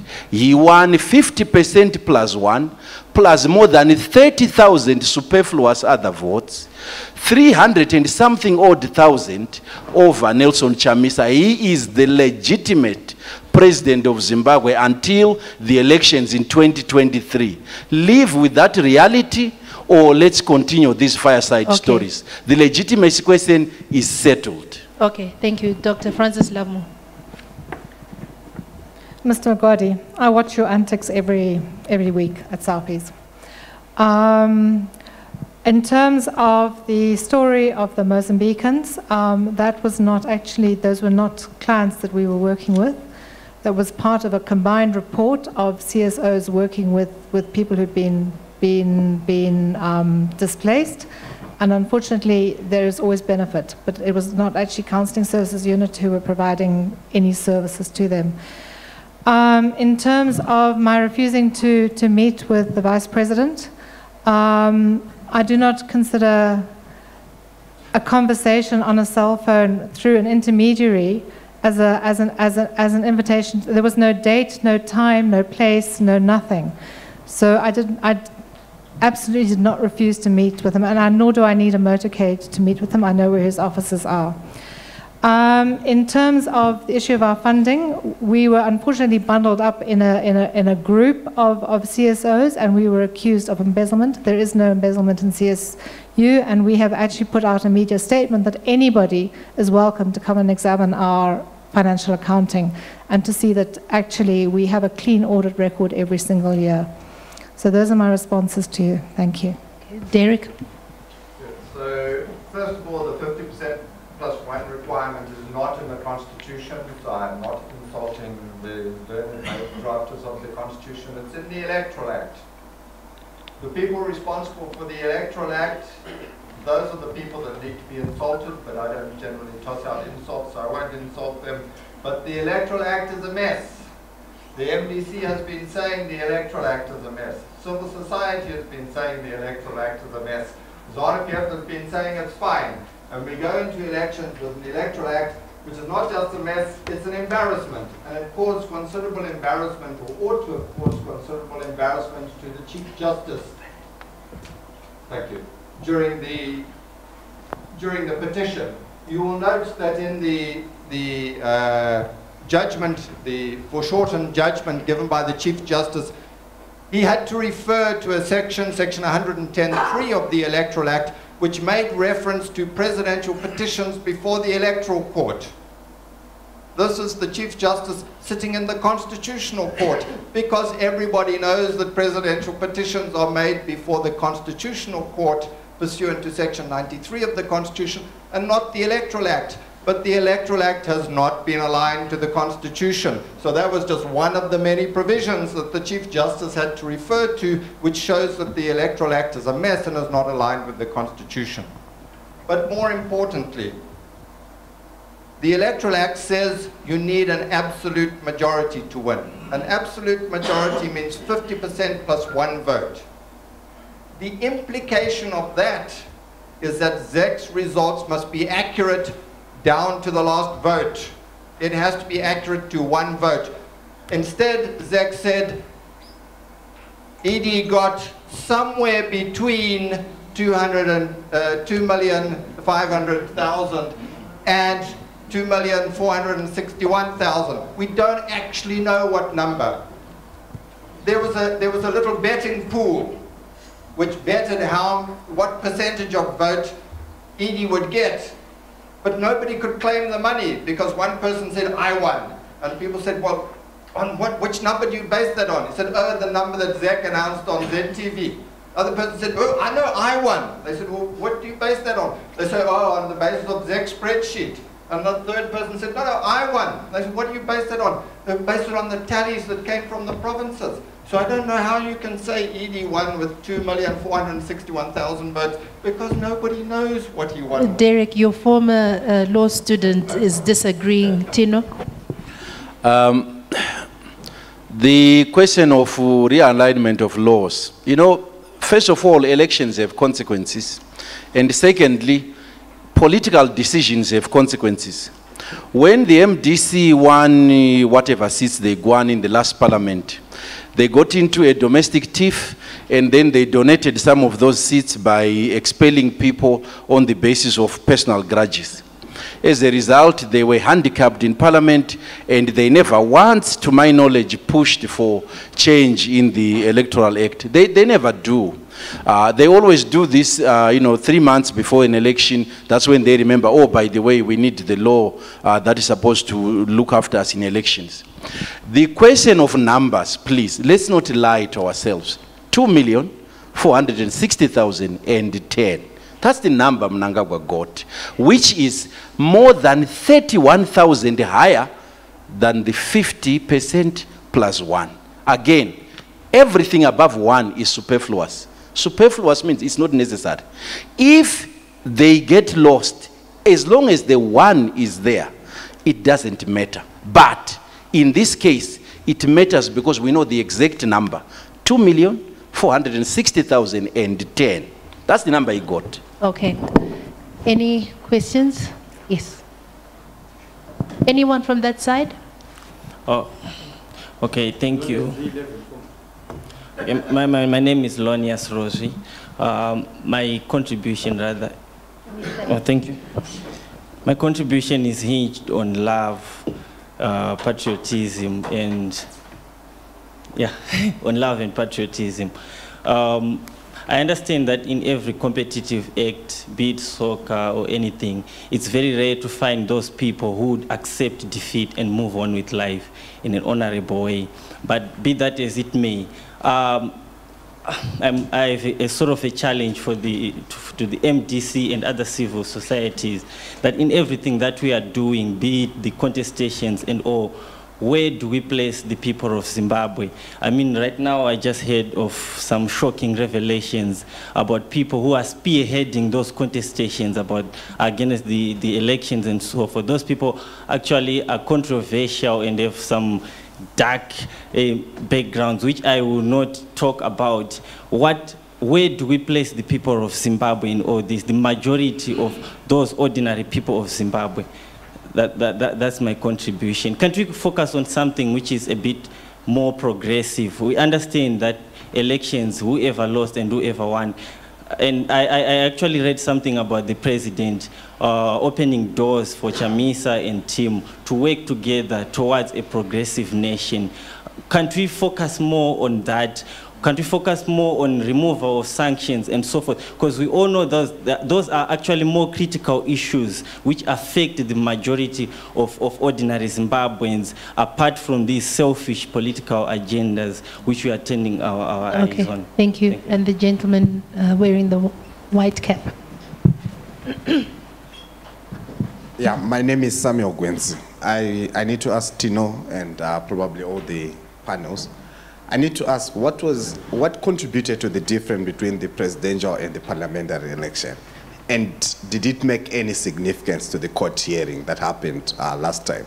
Then the second aspect is to say, even if the Tabani would have brought the V11 forms, will it have made any difference, considering that the Chief Justice made it very clear that the MDC petition was supposed to, they were supposed to ask for a recount. So even if they have brought the primary evidence that was going to make a significance in that court hearing, the issue of the V11 forms, was it going to make any particular significance, considering that they would always make a technical consideration that there was supposed to be a recount? So I'm asking Comrade Doug and Comrade and the other panel. Okay, thank you. Mr. Mwonzora, can you start with that first question? Is it not time to now work together, unite, and try to rebuild the country? Oh, thank you very much. I want to thank the gentleman who talked about patriotism and love. The first love that one must have is the love of the people of Zimbabwe. It is the right of the people of Zimbabwe, the sovereign right of the people of Zimbabwe, to have leaders that they have truly chosen. It is unfair to the people of Zimbabwe to have leaders that they have not chosen being thrust upon them. So this is the first fundamental thing. In terms of our constitution, we have a concept called the sovereignty of the people, the right of the people to self-determination, the right of the people to make a decision. This comes to the issue of legitimacy. When you say an election, a president does not have legitimacy, and that an election has not brought a legitimate process in the context of Zimbabwe, you mean that, like in this case, the election that we have had does not accord with Section 155 of the Constitution. It does not accord with the Section 156 of the Constitution, Section 67, Section 62. Once an election does not accord with the basic principles of the Constitution, then there is no legitimacy. Let me just correct the gentleman who has left, the gentleman who was talking principally to Dr. Lovemore about what constitutes a win in an election.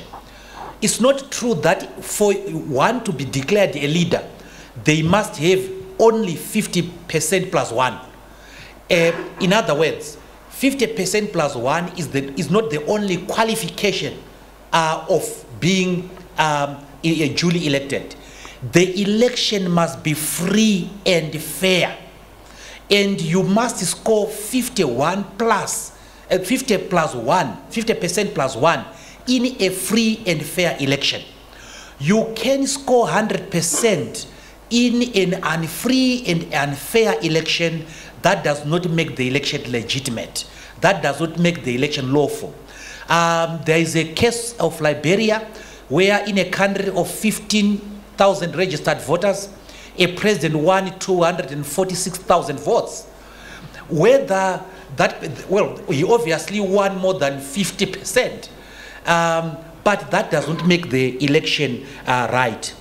I just want to deal with the question, very important question that was raised by this gentleman and which was lost to all of us, the first gentleman. And it is that, is the commission of inquiry necessary, looking at the constitutional provisions governing deployment. Deployment of armed forces is done by the president. And the issue must end there. President Mnangagwa should have deployed those soldiers. If he didn't deploy them, then he does not need a commission of inquiry at all. The matter ends on whether he deployed or not.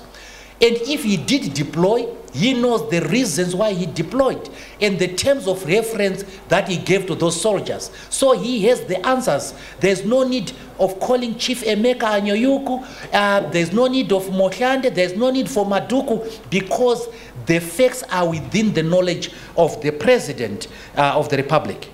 Okay, Tino and Derek, can one of you respond to the last gentleman? Okay, thank you. On the question of we need to be more patriotic, we need to have more love. I agree with you entirely. When you have losing candidates saying, don't worry about this inauguration, there will be another one in a few weeks. Not only do you start worrying about whether or not we need to investigate use of the Mental Health Act, but you also worry about whether or not people are being misled for personal political gain, because there is not going to be another inauguration. So it would be good if people would listen to that contribution. You know, let's think of what are the issues that we can address. The country should not be held at ransom just because people lost an election. There will be another election. He is young. There will be other opportunities for him to run. This continued harping back to we don't need a commission. Please, I'm very sorry. We need a commission of inquiry in order to answer these questions. If Mnangagwa had appointed people from heaven, 6 of them, the MDC would have found a reason to challenge them. So let's just wait for the results of this commission before we start pointing fingers and saying Mnangagwa did this, Mnangagwa did that. The question that was asked about V11s and would they have made a difference, I would submit that they would have made a very big difference if those V11s had turned out to be different, to have different numbers than the ones that ZEC produced. I say this for this reason. The fish expert, the sugarcane guy from Kenya, he said in his report that there were constituencies where more people voted than who were registered. ZEC produced one of their annexures, I think it was X or Y, in which they produced the V11s for those constituencies to show beyond any doubt that in actual fact, although the report by the fish guy suggested this was the case, in actual fact this wasn't. Province by province, constituency by constituency. So it follows that if the MDC had produced the V11s, and they did produce one, by the way, which I'll come to, the ZEC would have answered to each and every one of those V11s. On the one that they produced, this is the point where the Chief Justice asked the Kanengoni to say, repeat that again, because we were all shocked. Because what the MDC attempted to do was to mislead the court with one V11. They produced one page, which is not where the results are written, to suggest that because it was blank, it means that these were waiting to then be filled in with fake results. ZEC then produced the actual V11 from that constituency, which had the blank one, because that's where you start off with the V11s.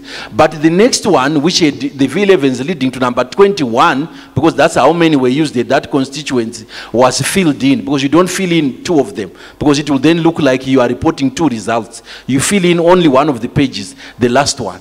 So when they demonstrated this, they showed that no, these people were trying to mislead the court. So yes, if they had produced that evidence, as Chamisa said, it would have been a poisoned chalice. But not in the way that he meant, but because it would have proved beyond a reasonable doubt that what he took to the Constitutional Court was not a legal case, but a political case, which it continues up to this day, because there are issues of legitimacy, issues of leadership in the MDC, which will be lost if somebody turned around and said, we accept the result. Because the people behind are waiting for something, and that something has to come from these people continuing to promise that something is coming. Your real president is going to be inaugurated.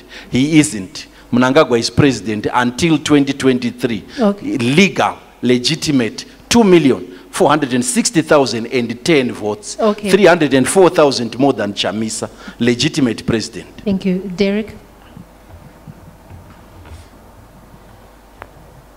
Before the constitutional petition was brought, various statements had been made by MDC alliance leaders that they had V11s which showed that the entries on ZEC's spreadsheet were incorrect. In other words, we all remember Chamisa holding up a wad of V11s saying, these V11s show that I won the election resoundingly, he later said in a tweet.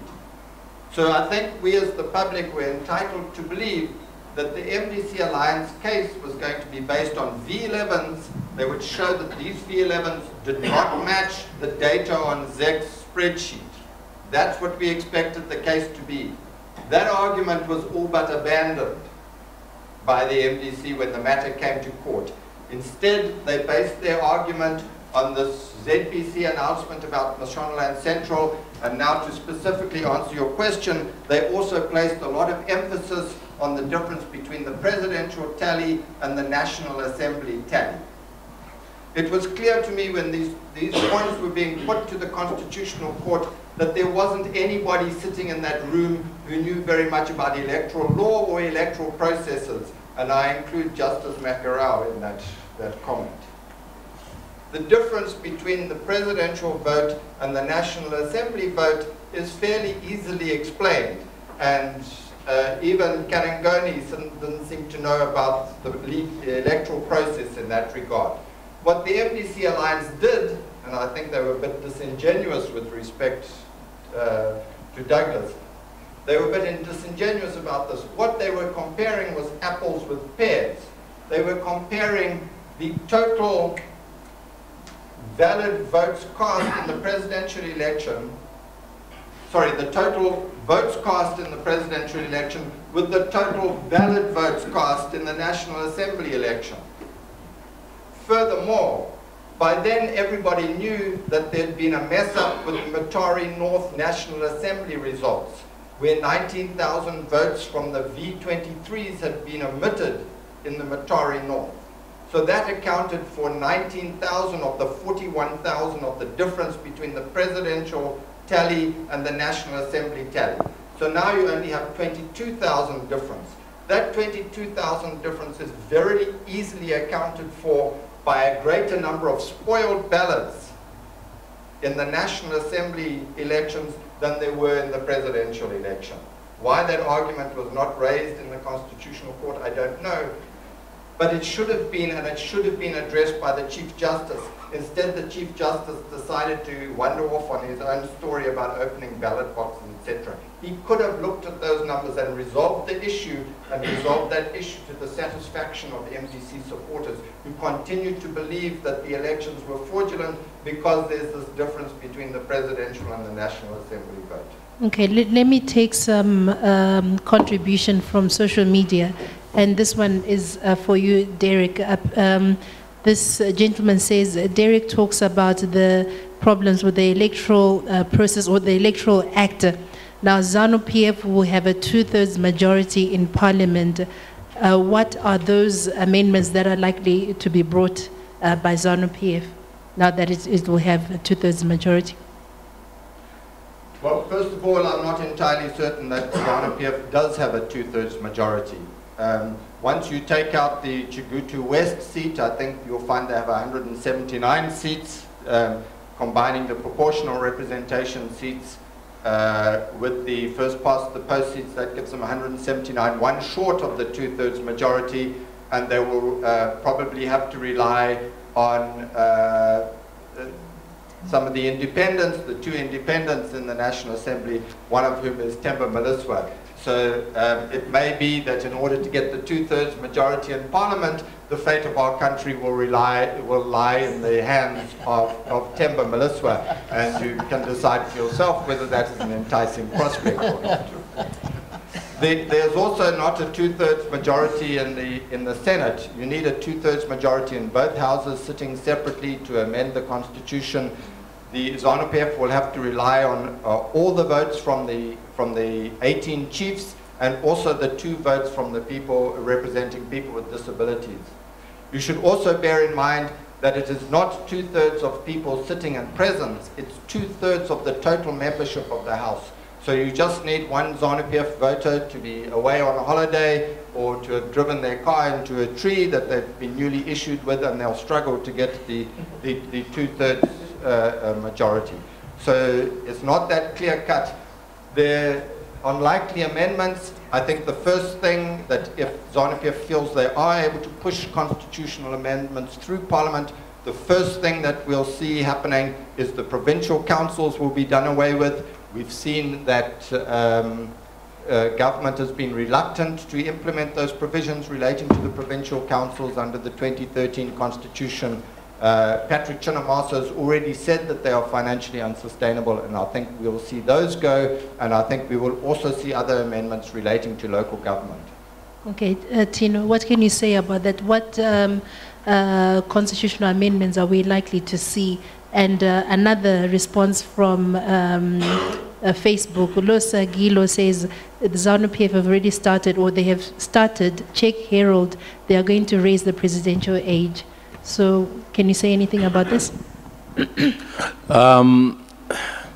The thing about a political party which wins elections is that it tends to be a party with a majority of people in the country.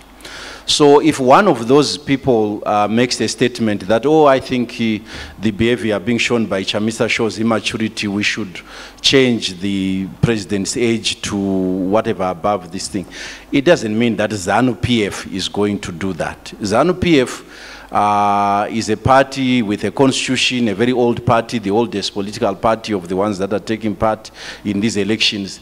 There is no Congress resolution that has said that the party wants the age for president to be moved. So that is a story about an opinion by an official. It's not official party position. In terms of what changes are going to be made, I am not aware of constitutional changes that will be made, but I am, however, aware that in all conversations we had during this case, that there is serious need for the Electoral Act to be changed, to be at least be aligned with the Constitution. And that is something which I think is in the best interest of everybody. The problem that happens, however, is that when these people get into Parliament, the first thing they worry about is the cars that they are going to get before they start proposing amendments. And then after that, they worry about the constituency development funds, which never develop anything. And then 3 months from an election, they start saying, oh, by the way, ZANU-PF didn't change the Electoral Act.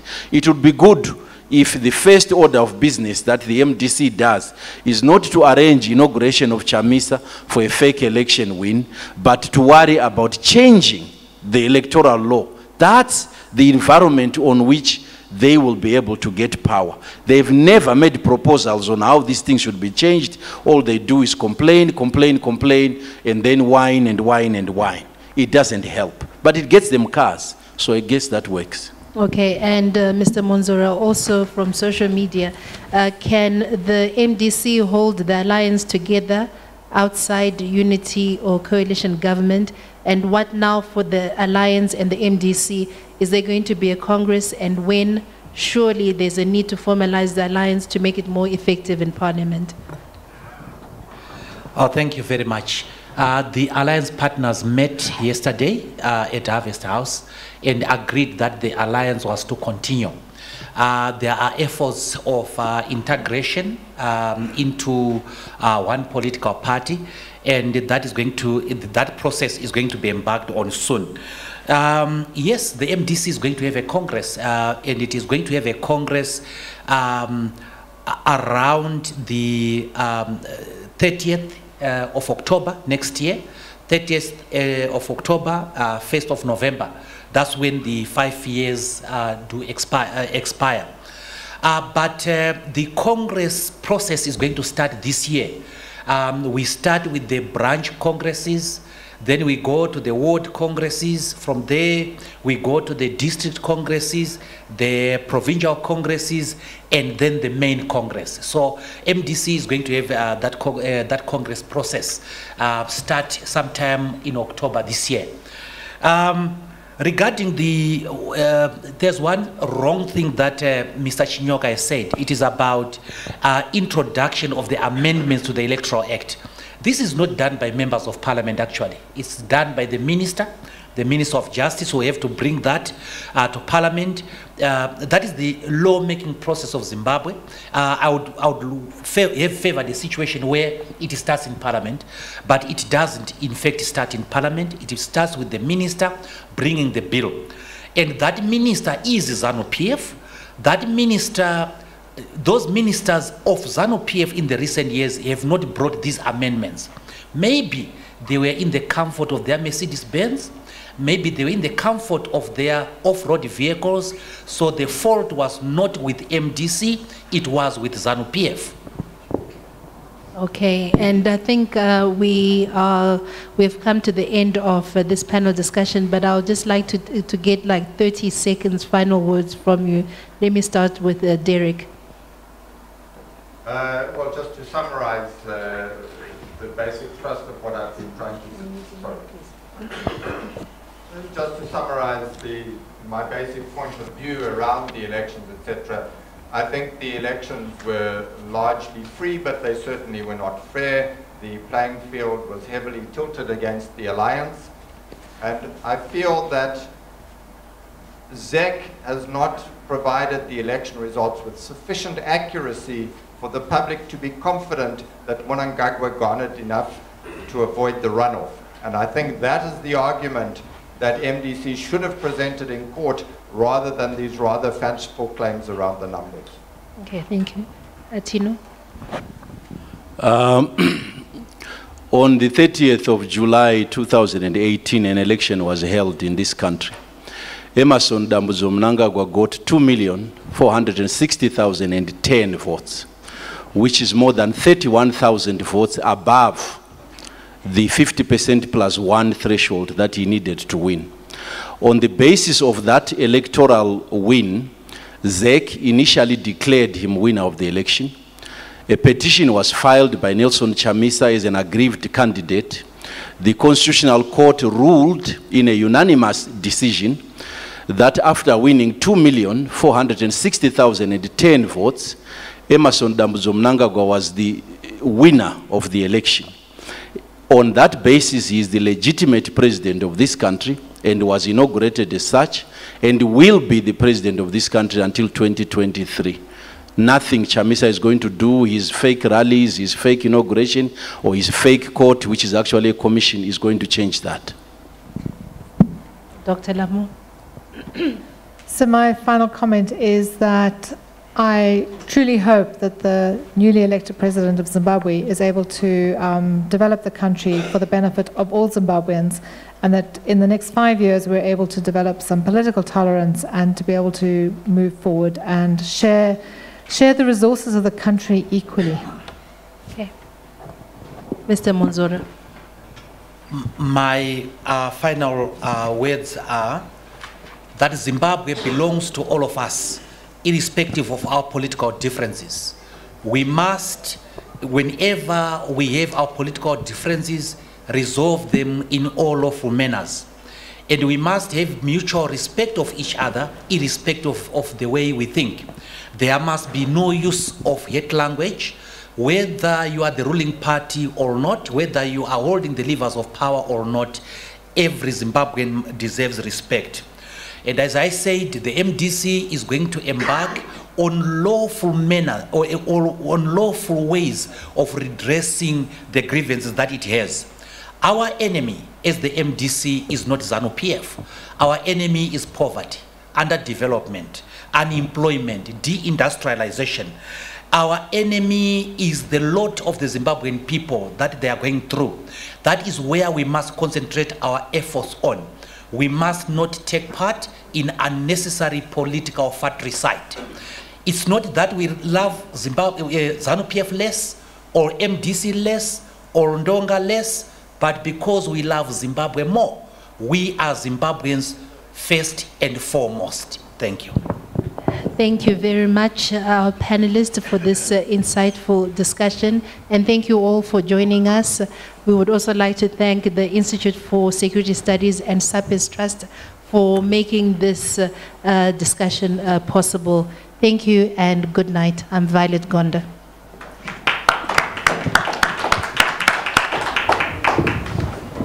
Thank you.